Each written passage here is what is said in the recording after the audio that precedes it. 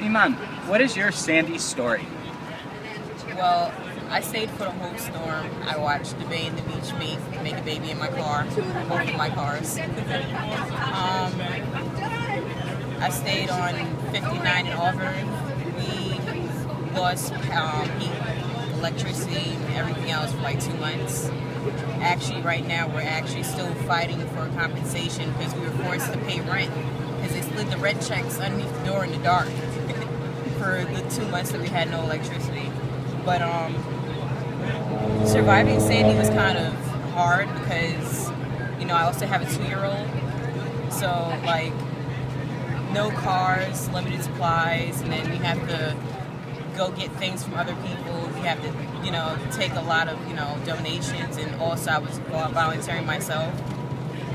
It was just hard because everything wasn't the same anymore. Everything wasn't, at your grasp anymore. So, Moving forward, obviously, Hurricane Sandy hit. We're still dealing with the aftermath. Do you feel safer for the next hurricane? No, not even a little bit. I mean, we still have no boardwalks. We still have no dunes for the boardwalks. Like, there's no protection, and I live right between the beach and the bay. God forbid another hurricane comes, I can't stay there. And even though I live in a building, like, it doesn't even make a difference because say like the next hurricane comes and it's worse than Sandy. I mean, everybody took Irene for a joke. Then Sandy came, gave us like 6 to 8 feet of water by where I live. Who's to say that the next hurricane next year doesn't give us like 12 feet? And what are we supposed to do?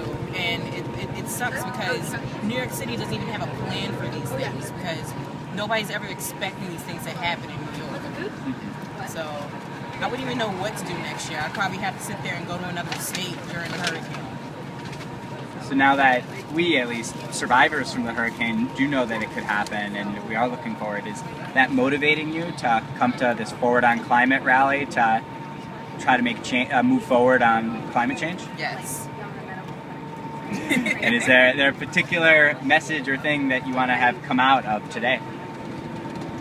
I mean, you can't sleep on Mother Nature, basically.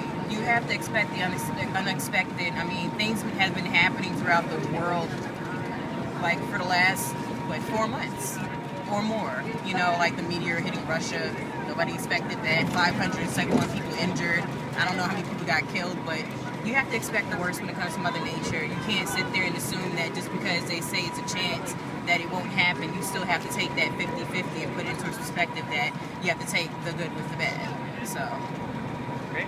Thank you very much. You're welcome.